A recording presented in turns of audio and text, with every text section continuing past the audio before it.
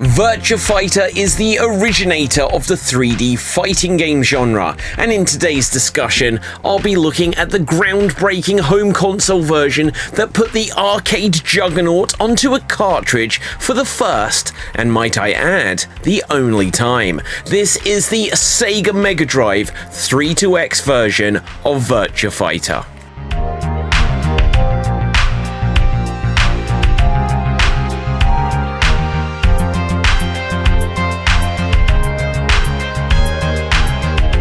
As the first fully 3D fighting game, Virtua Fighter was a big hit in Japan, and Sega hung the launch of the Sega Saturn on the power of this game. Sega obviously saw the game as a massively important weapon in its arsenal, so they also brought the game to the 32X a few months after it released on the Sega Saturn. Now, it is a shame that Sega didn't think to put Virtua Fighter on the 32X at launch, as it's one of the best games to show off what the 32X was capable of, and perhaps the best example of why the 32X was a next-gen upgrade to the Mega Drive and capable of things not possible on the Super Nintendo. Heck, Virtua Fighter on 32X even makes games on the next generation Atari Jaguar seem outdated. Virtua Fighter for the Sega Mega Drive 32X features all the fighters and moves from the arcade version, and even goes one step further than the Sega Saturn game by including the all-new tournament mode. This is a mode where you get to set brackets and then only need to win a quarter, semi, and grand finale round to win. To be honest, tournament mode is just a way to feel you've won after 3 fights and offers less than the regular arcade or ranking modes. My go-to character to play is usually Akira, but I felt surprised to read in the instruction manual that apparently he is an especially difficult character to use well, and states that this is because most of his high-powered moves require button combos. I mean, by the time Virtua Fighter released on the 32X, both Street Fighter 2 and Mortal Kombat in particular were world dominating and relied heavily on button combos. So thought this was odd to include in the manual, and it would only serve to put players off using what is essentially the game's poster boy as their fighter. Unless it was some weird psychological trick where it would want players to think that they're really skilled if they do use him. When you do then read his special moves in the manual, the most complicated they get are pressing right, C, C for the Renkan Tai kick, and left diagonal down right, B and C together. Now that's hardly like pulling off a fatality, babality, or friendship in Ultimate Mortal Kombat 3. There's more fun to be had in the manual of Virtua Fighter, as it is the only place you'll get to understand the story or learn about the characters. And I'll be honest, I'd never given much thought to the story of Virtua Fighter, because it's just a fighting game and it's a 3D one. We're gonna fight. I didn't think about who they are or why they are. I just assumed it was a big tournament. And it is, but there is slightly more to it than that. So later on, I was surprised when the Game Gear version of Virtua Fighter, which is called Virtua Fighter Animation in Japan and Virtua Fighter Mini everywhere else, had story cutscenes, and this was something which is lacking from the arcade, Saturn and 32X versions of Virtua Fighter. So apparently, according to the instruction manual, Akira is a kung fu instructor as his profession, and his hobby is kung fu. That's excellent world building there. Really helps round out the character, doesn't it? Now then you have Pai Chan, and she is an action film star. It would seem her hobby is dancing, so that makes sense. She's a performer, she likes performing. I then learned that she is the daughter of Lao, who is a cook, and he enjoys his hobby of Chinese poetry. So yeah, look, including the characters' professions, just to tell you a little bit more about them, is one thing. Then if they're going to put like uninteresting hobbies, it's a bit dull. But if I thought that having the kung fu instructor Akira enjoy his hobby being kung fu was a bit boring, Well, get ready for this, because you have Canadian professional wrestler Wolf, who is into karaoke. Then there is Australian fisherman Jeffrey, and yes, they decided he's a fisherman, and his hobby is he is into his reggae music. Then you have Karjay, who is a ninja. His hobby, check this out, mahjong. So yeah, you get this ninja, and you think he's going to have something really cool. Nope, in this game they have characters who are into Chinese poetry, dancing, and mahjong. But then you have Sarah and Jacky Bryant, who are siblings. Sarah, it says, is a student, though we're unsure what she is studying, but her hobby is skydiving. And finally, they decided on something to make one of the fighters seem cool. This continues with her brother Jacky, whose profession is an Indy car racer, but then they drop the ball because his hobby is training. Very mysterious there. Now I'm just going to fill in the blanks in my mind, and I assume he is training Dalmatians to do tricks. Or maybe he's training to be a brain surgeon. With no further details, it's entirely in the audience's mind. Well, all these fighters are then gathered to take part in the World Fighting Tournament, where the strongest fighters have gathered to determine who stands supreme in the art of hand-to-hand combat. Any and all techniques are allowed. Wait a minute, this sounds suspiciously like Ultimate Fighting Championship, and both Virtua Fighter and the UFC both started in 1993, and when UFC was first pitched, it was pitched as a real-life fighting video game tournament.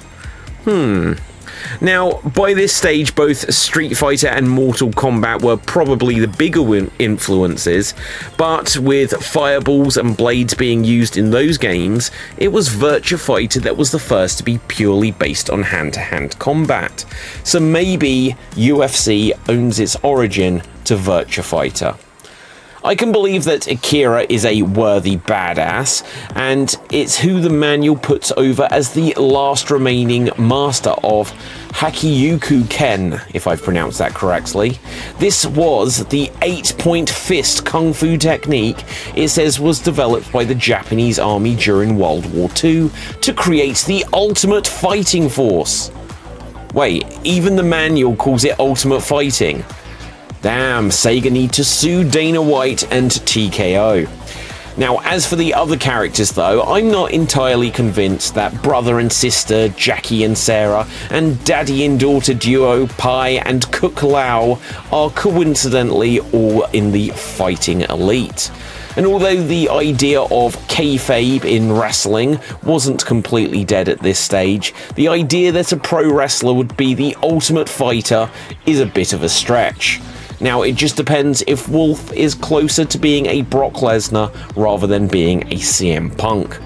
As for the 32X version versus the Saturn or arcade games, I'd say that on 32X the game plays pretty much as well as the others. The graphics are perhaps ever so slightly worse than they are on the Saturn, but the difference isn't so noticeable that most people wouldn't be able to know instantly by looking at it that it wasn't the Sega Saturn game.